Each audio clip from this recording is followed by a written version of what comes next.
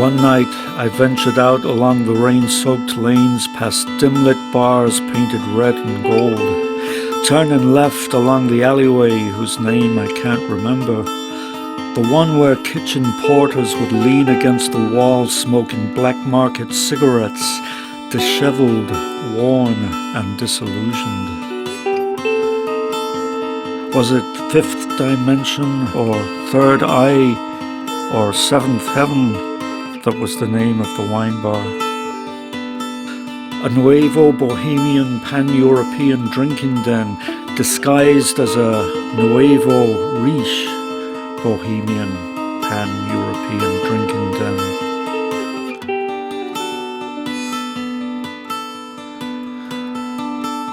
I swung open the door to have my eyes filled with the sight of a familiar figure standing on a table in the entrance. The two sisters who owned the Seventh Heaven dive bar were standing either side of the table trying to bring the figure down and away. As I stood in the doorway, the mythical creature on the table proclaimed, "They're watering down the whiskey, lads. People of Ireland, rise up against these tyrannical oppressors, these purveyors of fine wines and diluted dreams. €5 for a drop of whiskey drowned mercilessly in tap water. They're robbing us blind." Then cries from one of the sisters. I can't remember if it was the ugly sister or the evil sister who yelled with all her might, "Get down out of that!" as she grabbed him by the ankle, trying to topple him and bring him back down to the ground where he belonged. The other sister pulling at his wing from the other side, to which Jackdaw roared, "Look at this, everyone! You're all witnesses! Observe this blatant breach of the rules of the Ancient Art of Taekwondo!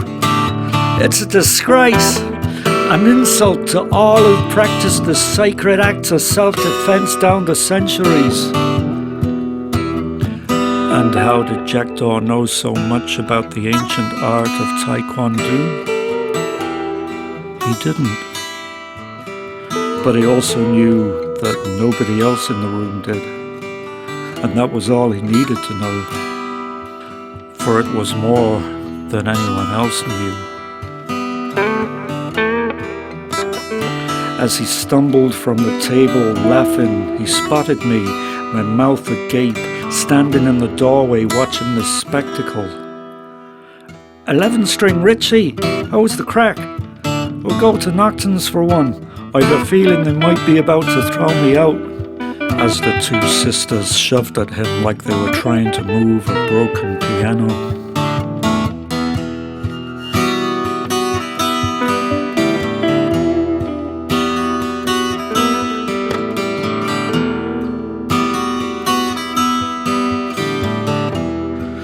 Some, maybe many years later, in another bar on the other side of town, Jackdaw flew again, briefly.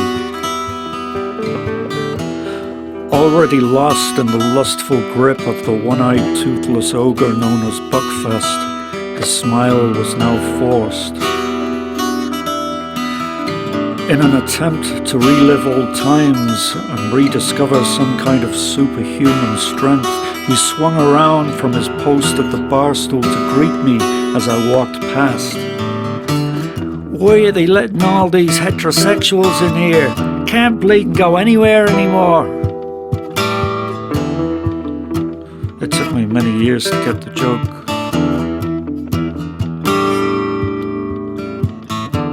"How much have you had?" I asked. "Not as much as you think." "How much do you think I think you've had?" "Too much, but too much isn't nearly enough." And then laughter. But now it was in desperation.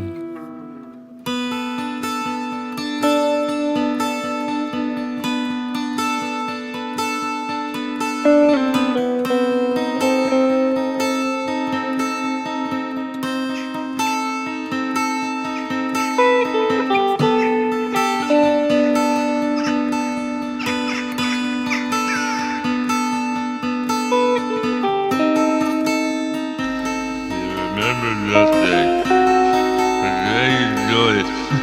I remember the day he died. Fucking great day that was. Ellie walked into the bedroom where I was sleeping and woke me to say, "Steve killed himself." "Fucking idiot," was all I could say.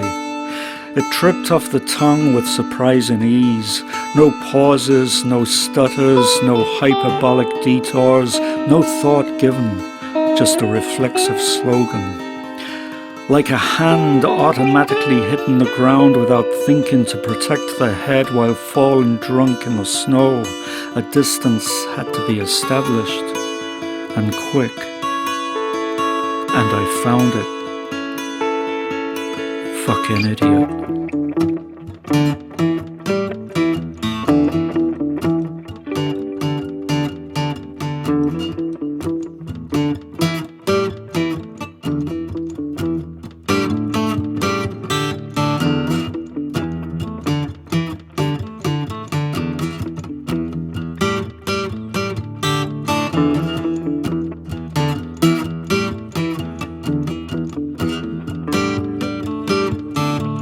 At the house in Knockferry, a priest stopped by.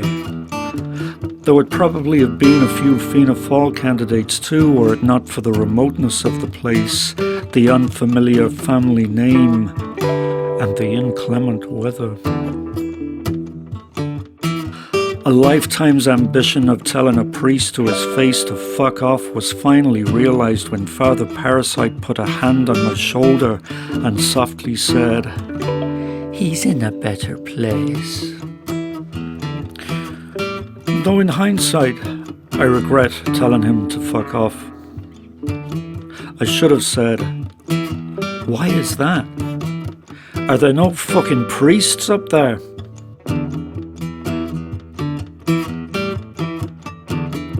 And then at the funeral, another priest, Father Oblivious, said, "Unfortunately, Steve strayed from the church, but he's with God now, as we all will be someday.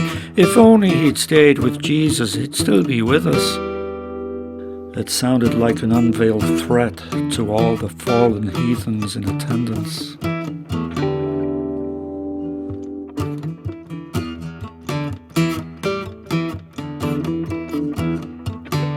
At the wake that followed, a solemn vow was made between me, upstairs Richie, Canadian Steve, Northern Richie, and Vladimir Pete the Incessant, to always remain close friends and to not let any self-harm come to any of us. I don't know what happened to any of them.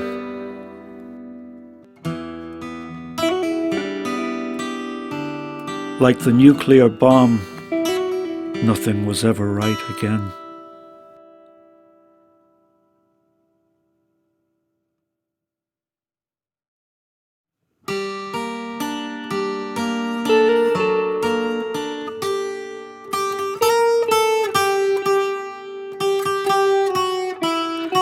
And then they crawled, bleary-eyed from the wreckage, angry, confused, hating all before them. No street parades, no victory celebrations, no bunting over bombed-out streets, no cries of never again. No rebuilding, no plan, no new deal, no spirit, no dream, no smiles, no tears, no signs of human life. Another and another, they stumbled through the booby-trapped minds of lost humanity, defeated at last. Lost to their own madness, believing all that is impossible, denying their very eyes.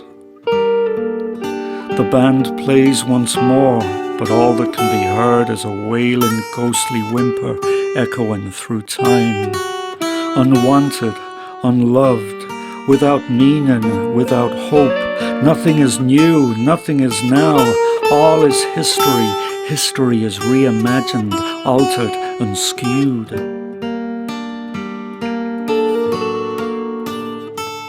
those who deny, those who scream somebody else's mindless, empty slogans, demanding belief, demanding a different truth, demanding we turn out the light, demanding yesterday as they barricade the door to tomorrow. Our enemies now, our lost brothers now, our sorrow now, another and another.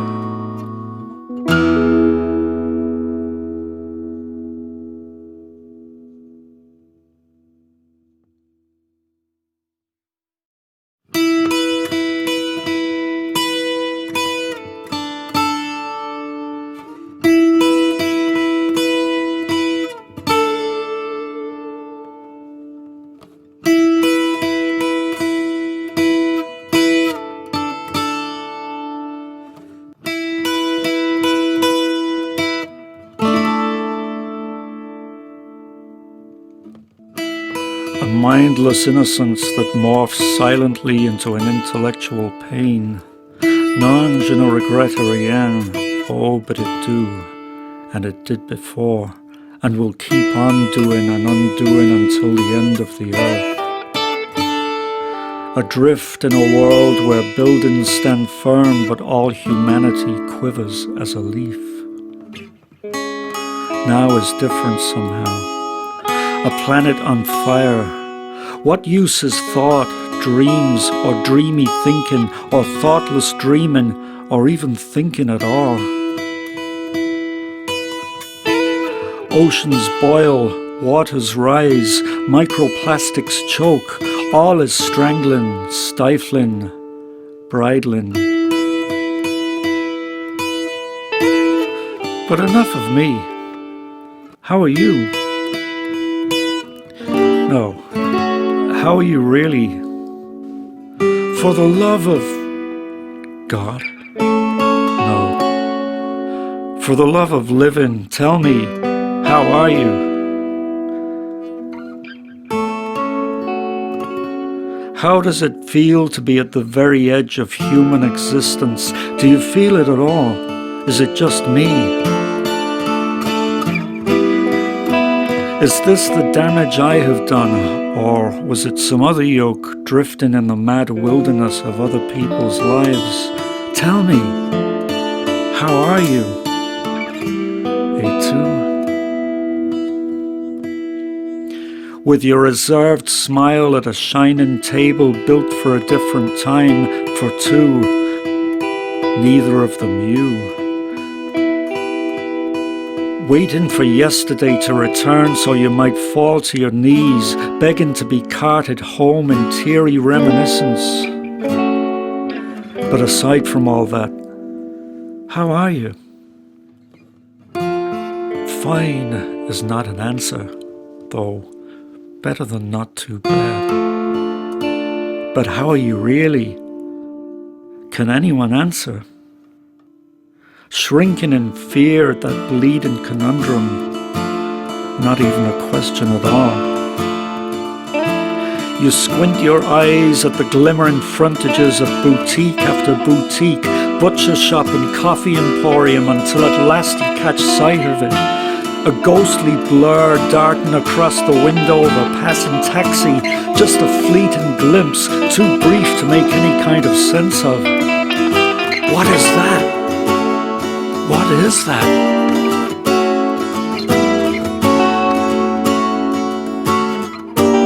It's you.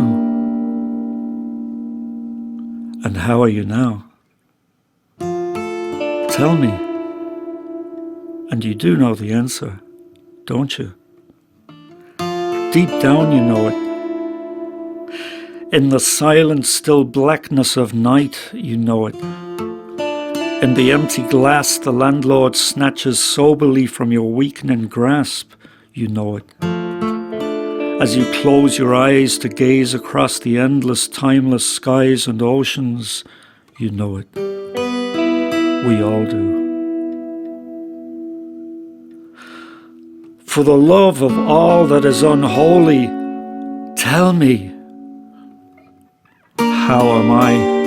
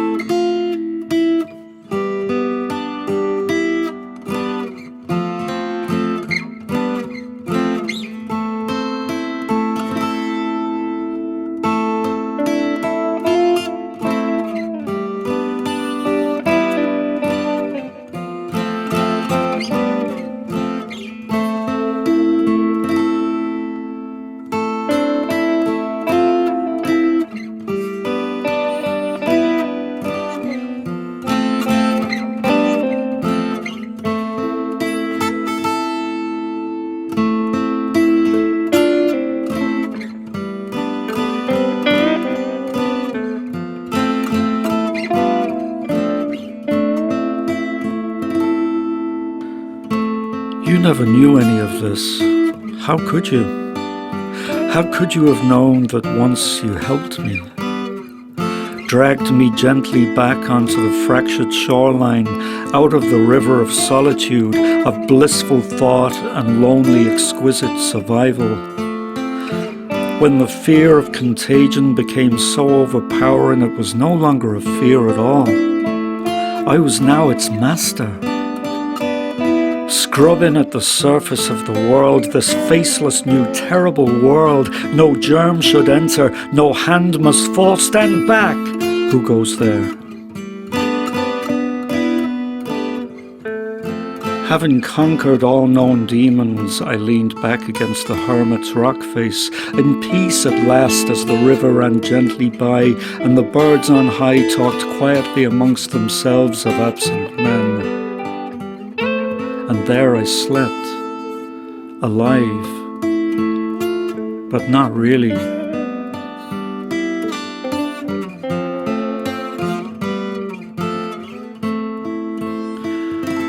One day I saw you there, a side profile that seemed familiar even then, though I don't know why. Smiling eyes full of wonder, magnified by thick glass, not a fake smile, not even a knowing smile, a mysterious smile, a miraculous smile. And though by choice I stood alone, that single brief glance would slowly draw me in.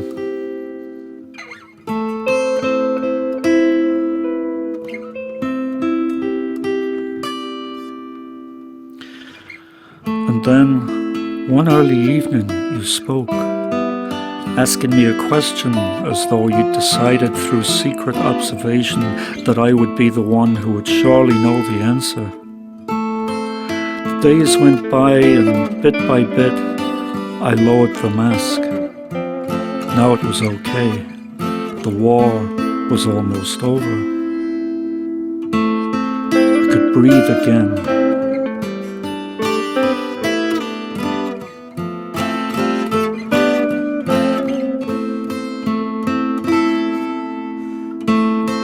Having slayed the invisible gods, we travelled the world together with only our minds and words while standing still 3 meters apart. Through time zones and timeless tropes of castles and mocking flattery and peasants and highwaymen and other stupid things to get to the other side of this time. These strange times, as some would say.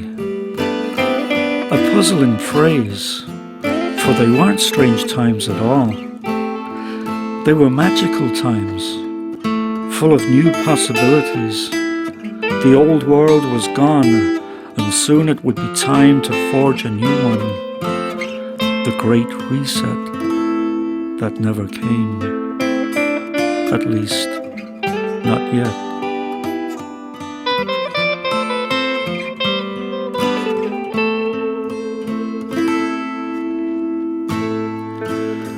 Time passed, and you grew quiet, distant, slowly drifting out of reach, disillusioned, perhaps. And I, confused and twisted, torn inside out by selfish illusion.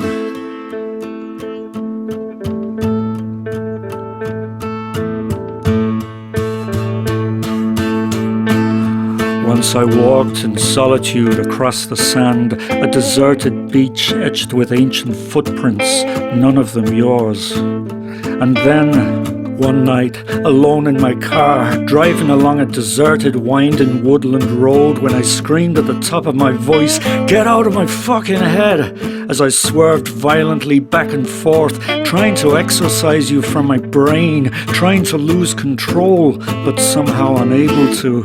"Leave me alone! What do you want from me? You're killing me!" I roared to nobody, and I came away without a scratch. Was it really me behind the wheel that night?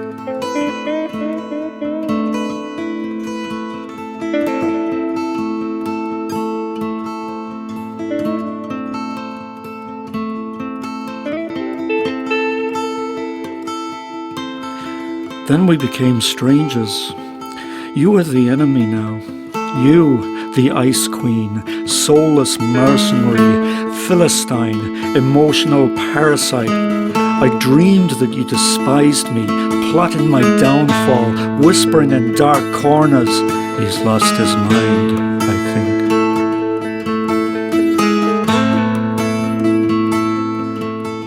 But you never knew about any of this. How could you have known when that version of you existed only in my imagination? It was easy to forgive you when, after all, you had done nothing wrong. In time, I could forgive myself. Another kind of survival, a survival of madness and fantasy.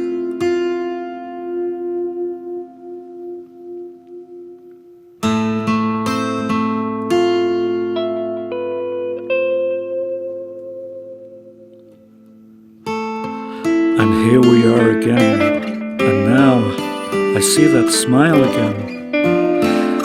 Not a stranger's smile, not a dangerous smile.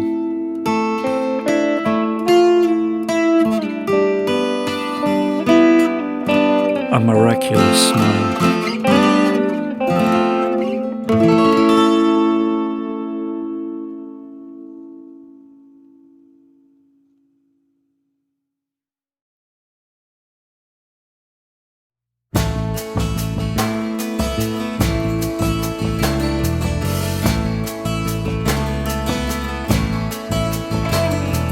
You never knew about any of this. I kept it intact, I kept it well hid. You were the one who held back the rain, kept me from going insane with your space woman eyes.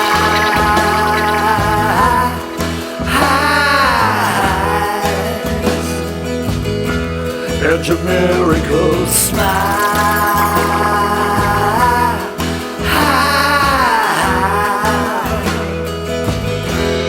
A smile that could kill. We never kissed or even held hands, never walked in the moonlight or nothing like that.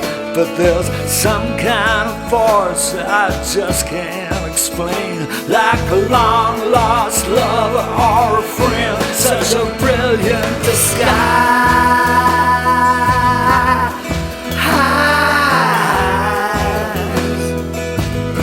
Whatever I'm trying to hide,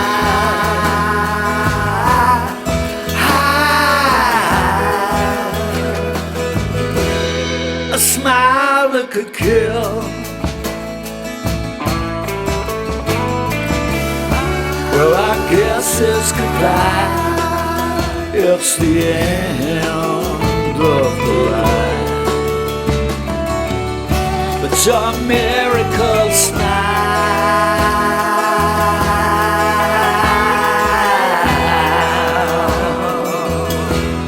a smile that could kill.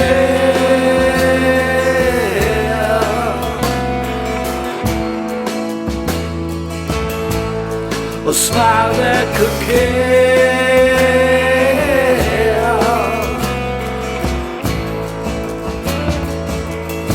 It's a smile that could kill.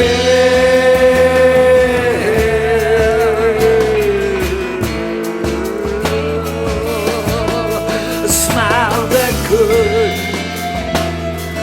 kill. Oh, oh, oh. A smile that could kill. Oh, oh, oh, it's a smile that could. Oh, oh, oh, a smile that could kill. It's a smile that could.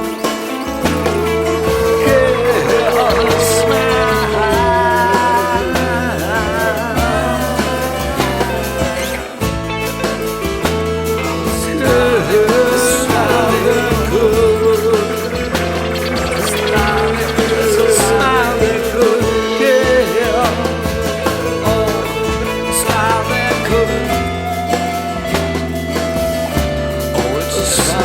miracle.